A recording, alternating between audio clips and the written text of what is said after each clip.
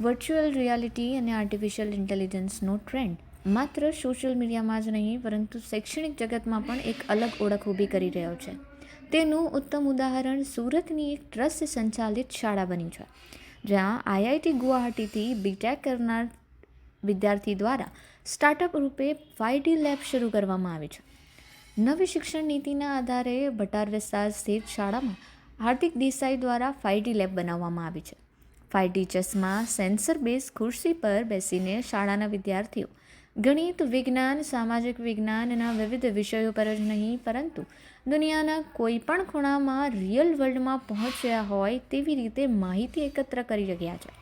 વિદ્યાર્થીઓ આ લેબના માધ્યમથી સ્પેસ, સ્કુબા ડાઇવિંગ, જંગલ સફારીની પણ રિયલ લાઈફ અનુભવી રહ્યા હોય એવું લાગે છે. નમસ્તે, મારું નામ હાર્દિક દેસાઈ છે. હું મેલ્ઝો કંપનીનો સ્થાપક છું અને મેં આઈઆઈટી ગુવાહાટીથી બીટેક કર્યું છે.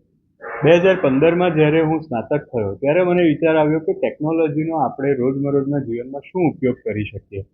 પરંતુ 2020માં જ્યારે સરકાર દ્વારા નવી શિક્ષણ નીતિ જાહેર કરવામાં આવી અને એમાં નવી ટેકનોલોજીને ખાસ સ્થાન આપવામાં આવ્યું ત્યારે અમને વિચાર આવ્યો કે વર્ચ્યુઅલ રિયાલિટી અને આઈઓટી અને આર્ટિફિશિયલ ઇન્ટેલિજન્સ આવી ટેકનોલોજીની મદદથી જો આપણે બાળકોને એક ખૂબ જ ઇમર્સિવ ઇન્ટરેક્ટિવ અનુભવ આપી શકીએ તો બાળકોને ભણવામાં મજા પણ ખૂબ આવશે અને એમની ગ્રહણ શક્તિ પણ વધશે. હાર્દિકભાઈએ પોતાના સ્ટાર્ટઅપમાં આ કન્સેપ્ટ તૈયાર કર્યો છે, જેમાં ઉચ્ચ ગુણવત્તાનું શિક્ષણ પીરસવા માટે તેમણે લેટેસ્ટ ટેકનોલોજીનો સહારો લીધો છે. આ 5D લેબમાં તેમણે AR, VR અને ARનો ઉપયોગ કરીને શિક્ષણને ખૂબ જ રસપ્રદ બનાવ્યું છે. જે બાળકોને પુસ્તક જોઈને જ કંટાળો આવે છે તે બાળકો પણ આ લેબમાં ખૂબ જ રસ લઈને ભણી રહ્યા છે. 5D ચશ્માની સાથે સાથે ખાસ ખુરશી બનાવવામાં આવી છે જે 360 ડિગ્રી રોટેટ થાય છે. એટલું જ નહીં, બાળકો જે પ્રોગ્રામ સિલેક્ટ કરે છે તે અનુસાર હવા, સુગંધ, પાણી અને કંપન જેવા અનુભવો પણ તેમને થાય છે. બીજા અર્થમાં કહીએ તો જ્યારે કોઈ 5D ફિલ્મ જોવા જઈએ અને જે પ્રમાણેનો અનુભવ થાય છે તે જ પ્રમાણેનો અનુભવ હવે બાળકો શિક્ષણ માટે લેબમાં ભણવા માટે કરી રહ્યા છે. આ લેબમાં હાલ બાળકો વિદેશી સ્થળોની સાથે સાથે ભારત દેશના વિવિધ મંદિરો, ચારધામ યાત્રા, ધાર્મિક સ્થળો, જંગલો, વિજ્ઞાનના 15 જેટલા પ્રયોગ જેવા વિવિધ વિષયો ઉપર ભણી રહ્યા છે.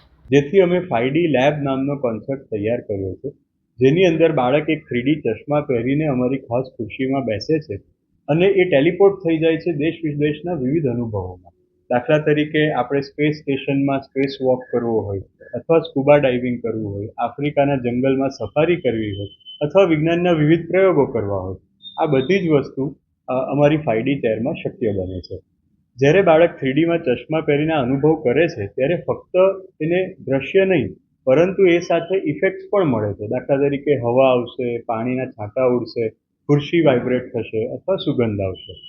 એ અમારો પ્રયત્ન એવો છે કે બાળકને ખૂબ જ એક રસપ્રદ રીતે, એન્જોયેબલ રીતે શિક્ષણ મળે જેથી બાળકને હંમેશા યાદ રહે, એની સર્જનાત્મકતા, મૌલિકતા પણ ખીલે અને એને ટેકનોલોજી સાથે કોન્ફિડન્સ કેળવાય.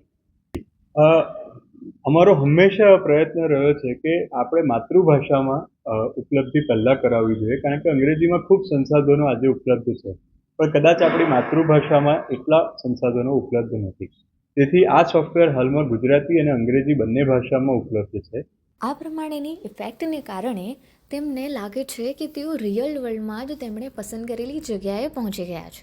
ઉદાહરણ તરીકે, જો કોઈ બાળક આફ્રિકાના જંગલમાંથી પસાર થતી વખતે સિંહને જુએ છે અને સિંહ તેની નજીકથી પસાર થાય છે ત્યારે હવા અને જે કંપન અનુભવાય છે તે જ આ ખુરશી પર બેસીને થાય છે. એવી જ રીતે જાણે નીલ આર્મસ્ટ્રોંગ સાથે ચંદ્ર પર સફર કરી રહ્યા હોય એવી અને સ્કુબા ડાઇવિંગ કરી રહ્યા હોય તેવી ફિલિંગ્સનો પણ તેઓ હાલ અનુભવ કરી રહ્યા છે. ઉલ્લેખનીય છે કે 2.5 વર્ષની મહેનત બાદ શાળામાં 5D લેબ ઊભી કરાઈ છે. હાલ એક સ્કૂલમાં આ લેબ શરૂ કરાઈ છે. આ લેબનો ઉપયોગ અન્ય સ્કૂલના વિદ્યાર્થીઓ પણ કરી શકશે. એટલું જ નહીં, જો કોઈ સ્કૂલ પાસે સગવડ ન હશે તો તેમના માટે અલગથી સિસ્ટમ થશે. મારું નામ બરોડમ છે. હું ધોરણ 8માં ભણું છું અને મેં આમાં બીજી વાર જ્યારે જોયું હતું ત્યારે આમાં મેં અપોલો 11 જોયું હતું, જેમાં સૌપ્રથમ મને રોકેટ બૂસ્ટ બતાડે છે. રોકેટ બૂસ્ટ એટલે આખું રોકેટ બતાડે છે. પછી હું નીલ આર્મસ્ટ્રોંગ સાથે રોકેટમાં જાઉં છું. તો નીલ આર્મસ્ટ્રોંગ અને અમે 3 જણા હોઈએ અને અમે સ્પેસ પર લેન્ડ કરીએ છીએ અને અલગ જ્યારે પહેલો પગ એ ચાંદ પર મૂકે છે એ બતાડે છે, આપણને બતાડે છે પહેલો પગ ચાંદ પર મૂકે છે. મને એવું લાગ્યું હતું કે અમે ત્યાં પહોંચીએ. ત્યારે તો મેં ડરીને ઊભો પણ થઈ ગયો હતો, એવું એકદમ રિયલ લાગી ગયું હતું.